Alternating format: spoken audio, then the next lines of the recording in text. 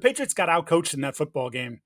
And when you went back and watched it, it just sort of hammered it home that they were better in bigger moments and more prepared than the Patriots were. And I'll just start with the offensive coordinator, Chip Kelly, and what he did, especially in the third quarter, to Patriots defensive coordinator Terrell Williams. We know Terrell Williams wants to be aggressive. He wants to come after you. And they took the blitz to a whole nother level in this game, 43% of the time-ish, depending on what you want to believe, 40 to 45. I had it at 42. Let's just call it 43 for the day. They wanted that. And after struggling a bit with it in the first half, although granted there was a long touchdown pass to Trey Tucker in the second half, they took real advantage of it and created a whole bunch of explosive plays. There were 9 20-plus yard passing plays in the game. That is the most in the National Football League for week one. There was also a 19-yard passing play in that game, so it doesn't quite fall into the explosive category, but certainly would qualify. And when I looked at what Terrell Williams did in the game, I can't help but think that Chip Kelly and Geno Smith smiled big every time they brought extra people, especially once they settled into a pattern, because if there's any quarterback in the league that loves to see the blitz and isn't going to take the check down and the easy throw and the hot route, who wants to hang in there just a little bit longer and make the big play, it's Geno. He believes in his arm, unlike maybe very few other guys in the National Football League. Josh Allen, Patrick Mahomes, we don't think of Geno in that same respect, but that's how Geno likes to play. And you saw some incredible tight window throws from him. But I think he did a terrific job, and Chip Kelly did, of preparing him for what the Patriots might bring and what Williams might bring in his first game as the defensive coordinator in the league. And that was just something crazy. And then I want to also kind of go back to the sort of chess game that he played with Williams, in which Patriots were living in the 5 DBs, 4-2-5 defense, 5 DBs, and the 5th DB was Marcus Jones as your normal slot receiver. So not the big nickel. We only saw Kyle Duggar for 7 snaps, Del Pettis for 6, and that was mostly in dime. This is our base now. This is what we're going to play. And though you look at the numbers and say the Raiders didn't run the ball very effectively, there were moments in the second half they had runs of 6, 5, and 4 on scoring drives, field goal scoring drives, producing drives that made it 17-10 and 20-10, where when you contrast it with the other side and the Patriots, who basically said at halftime, we're not going to run the ball anymore, and only attempted 3 rushes in the second half, just goes to show you, like, hey, they had less success actually running the ball than the Patriots did, but they still stuck with it, and it produced some positive plays for them in bigger moments.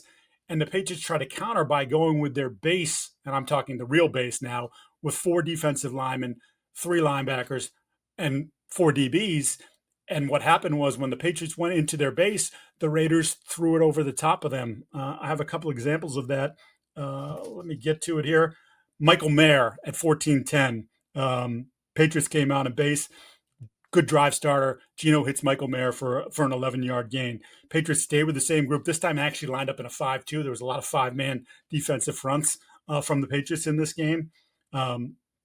Christian Ellis delayed to see if Ashton Jeanty was going to sneak out of the backfield. Jeanty set up as a pass blocker, so Ellis attacked. This was the play where they had the trips to the right, very tightly bunched. Patriots are playing man off of that. Robert Spillane is out there in the bunch, and Spillane did a real good job in pass coverage last year, and I thought he's had some moments in this game, but he gets exploited big time here, in part because he allowed himself to pick his own teammate in Jalen Hawkins. What they did was Mayer ran straight at a Spillane from this bunch trips. Spillane backpedals. As he backpedals, Brock Bowers, who Jalen Hawkins is manned up on, cuts underneath him. You're going to say, oh, it's a pick, it's a screen. No, this was just a really nice design play. And actually, Spillane is the one who picks his own guy. And Hawkins gets picked off. Bowers comes across, wide open. You remembered, it's a 38-yard gain. Immediately takes you from, I think they're on their own 27 on that play, to Patriots territory. They convert later with a field goal. Just a massive play in the game, and just sort of, hey, you want to do this? We're going to counter with that. And when they did it, they were successful. Ensuing possession, Pats once again broke out their base defense, and I wrote this in Boston Sports Journal. Zone coverage on Carlton Davis's side went for a 27-yard gain. Again, another big play against that 4-man or 5-man defensive front, but again, with just 4 defensive backs on the field. Jones was off, no Duggar, no Pettis, and they took advantage of that in that opportunities. The speed that they had on the outside caused the Patriots some problems, which, look, you're not going to be perfect all the time. And obviously, they missed Christian Gonzalez. And as I mentioned, I think at the end of last week, that I became a little bit more concerned about Gonzalez's absence as the week went on, because I felt pretty positive that he was going to get Brock Bowers in 8 to 10 or 12 money down situations. And then when you saw Jacoby Myers going off in that game as well, he would have been another chess piece that Terrell Williams, Mike Vrabel could have said, you know what?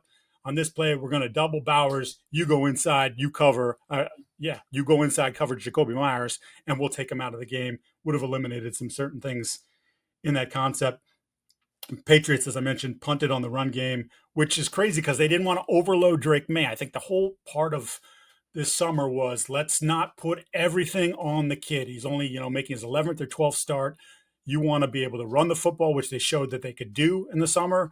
And then, of course, in the game, struggled to move people. Offensive line did not do a good job in that aspect. And then Josh McDaniels said, the hell with it. We're moving on. And lastly, let's talk about the Mike Vrabel decision to punt on 4th and 10. Patriots down 10 points, about 5 minutes to go in the game. It was 4th and 5. They lined up as if they were going to go for it. Will Campbell gets whistled for the false start. After contemplating it for a second, Vrabel sends out the punt team.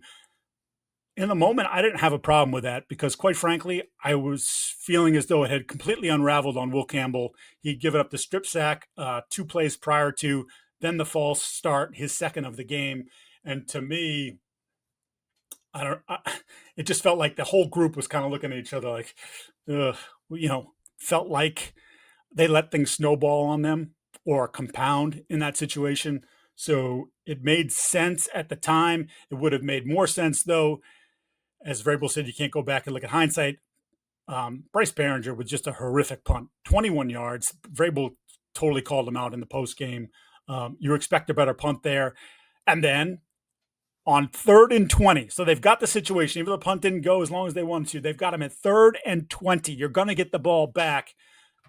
They send more guys. I don't know why you blitz there. I don't know why you want to bring pressure there. I mean, rush 4, drop 7, keep everybody in front of you. And then Carlton Davis, who's a veteran defensive back, decides to bite on a double move and gives up a 36-yard completion to Dante Thornton. Like, that was it, essentially. Game, set, match. It's all over. Very disappointing. Otherwise, a pretty good game from Davis, but you've been in the league for a long time. That's not something that can happen. And Vrabel sort of said that too, I believe on Monday, basically like, hey, we got to be smarter than that in that situation. That's not something that you want to do. Maybe give a little bit more cushion in that regard.